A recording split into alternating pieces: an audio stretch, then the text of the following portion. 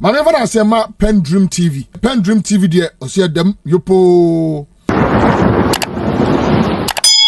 Mema wakwaba e de ba PENDREAM TV so make sure say obe subscribe to channel no click bell so say the news to our sabit me aka ntem no watie afa so make sure say obe like na wa comment no share ama afoforo so nsaka na comment section ho so no opese wo kire wa adwen obetimi e de wadwen kire ato honom na amanfo so anya bia kenkan na onim say PENDREAM TV de eye nsem a ekoso Ghana yam politics mu ne de ba na yasaka ya ne de abranti na so me video I saka pese no che na ye de ba nti me mo modern astro so obehwe video we amana si awie na wa kire wa adwen e comment section na se yenko video. And the message is unambiguous. The message is very, very clear. Hands off our hotels. These hotels are state assets. State assets, particularly built from workers' contributions, should not be sold without the consent of workers. On the 20th of May, TUC put out a statement after my expose, stating emphatically, and I have a copy of their statement here, that their 4 reps on the Senate board protested against this sale and said that the sale should not go ahead. They thought that the sale had been stopped until my expose on the 17th of May this year. And so they renewed their resistance, their protests, and said that they were not going to allow it. We've heard the chiefs, the Ga chiefs, the La chiefs, who say that they have not been consulted. They offered land virtually for free for these hotels because they knew it would create jobs, it would be a growth pole, it would serve the larger society. And yet, now that 60% of SNIT shares, which are our shares, being sold to a cabinet minister, they have not been engaged. The chiefs have not been consulted. And that is why, in their fury, in their rage, they did not mince words at all during the demonstration. And if you look at what is happening all over, this demonstration, Doc, has highlighted the shocking state capture, particularly in the area of lands all over the place. A few days to the demonstration, I received a call from management at the Parks and Gardens, who said they went to work one day and somebody shows up. Parks and Gardens, Switchback Road, DVLA, prime location. Somebody shows up asking them to move, that he is the new owner. The number of directors, chief directors who have called, that they've received letters, including judges. They receive letters 2 weeks to move. We'll give you 1 year rent. Go and look for wherever you can find to rent. Parks and Gardens tells us that their Upper West regional capital land has also been sold. The wanton sale of lands all over. Sale of bungalows. They are demolished, they are raised down, and they are just sold in a short while. Doc, are you aware that as we speak, the prison service is all those buildings, the barracks near the Osu runabout, Dankwa Circle area, yeah. They have been asked to move. We've given them up to July. It's now for a private developer. So the revelations are shocking. This morning, on my way here, I get a call from folks at the Boster Institute area, Roman Rich. They say they've been asked to move. It's also been sold, including Boster Institute land. So, this demonstration has highlighted the shocking levels of state capture. It has also revealed in the process how Labadi Beach Hotel, for example, has lost its beachfront. And that is a matter I'm happy to continue to raise.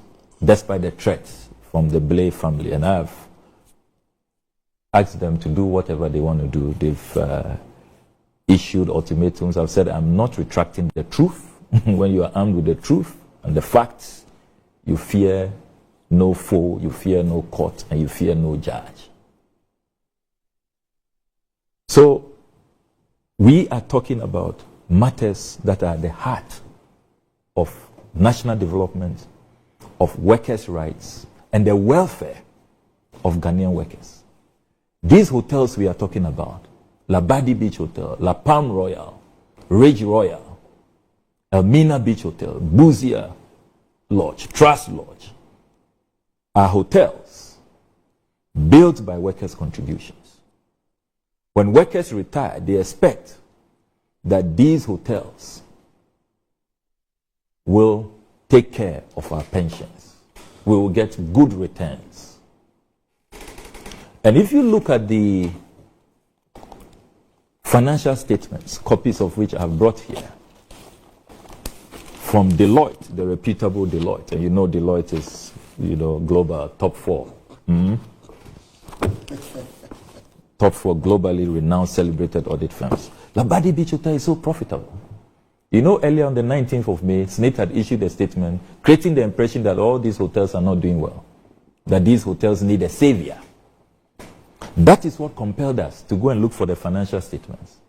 And we have all been shocked at the levels of profitability. Labadi Beach Hotel last year posted a profit of 158 million cedis. The year before, 70.7 million Ghana cedis. Last year, Labadi Beach Hotel alone paid dividend to government 25 million. The year before, dividend of 10 million Ghana cedis. Why do you want to sell such a profitable asset, doing so well, serving all of us well, taking care of workers' pensions? And that's why in our 15-point petition to the president, we went back to history. That why are we not learning as a country? When Kwame Nkrumah was overthrown on the 24th of February 1966, that is when we started selling state assets.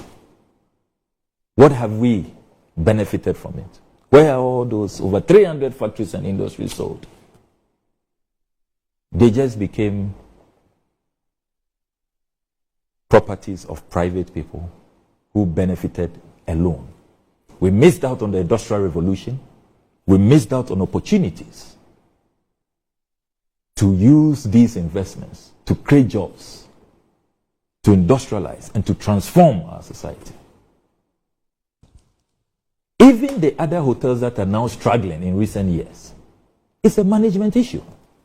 If you look at Labadi Beach Hotel's own story, that should have been the classic model to follow. So about 15 years ago, Labadi Beach Hotel was struggling. The NDC-led government decided to bring in new managers. The Liberty guys. They came, 10-year, transferred knowledge, allowed the locals to understudy them. The locals have taken over now.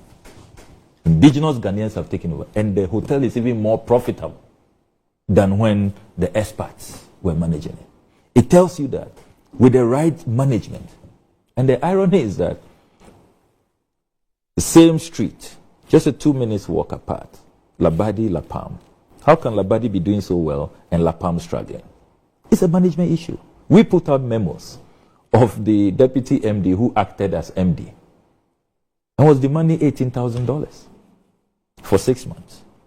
Bad management practices. If you look at the assets at La Palm, they have the biggest banquet services, banquet facilities, conference facilities, the biggest number of kitchens, and all of that. Their land space, far, far bigger than Labadi.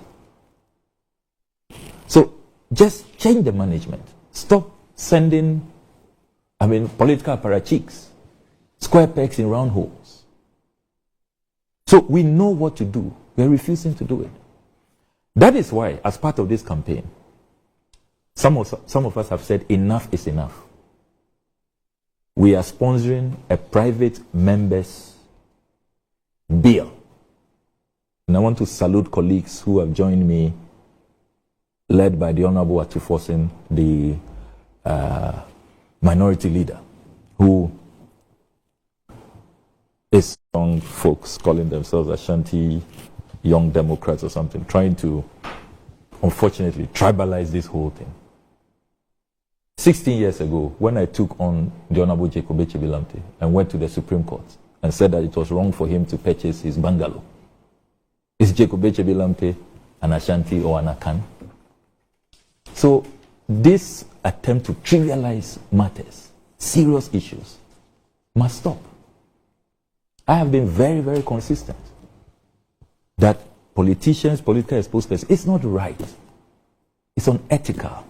It's immoral. It's just morally reprehensible. These assets are under our care. I thought this discussion would be that we came to meet 6 hotels. We have maintained the 6, expanded it, we're creating more jobs. We have added 2. We have added 4. If these hotels are not good for the rest of us, they say, oh, they are making losses, they are useless, let's sell them. They are not good for us, the rest of us, but they can be good for the Honorable Brachampong. How does that make sense? Then this claim that Honorable Brachampong is a hotel management expert, I won't take any expertise away from him. But the question I ask is, why do we send people to cabinet? Our brother has joined cabinet. He's clearly going to bring his expertise to bear. When you read the Constitution, cabinet is a place where people go to brainstorm, share their expertise, and help us move our country forward. So you have the hotel management expertise. You only bring it to bear if you buy the hotels, if the hotels become your private property. You won't share it with all of us to benefit our country. Is that patriotism? I mean, so whichever angle you look at this thing, it just doesn't make sense.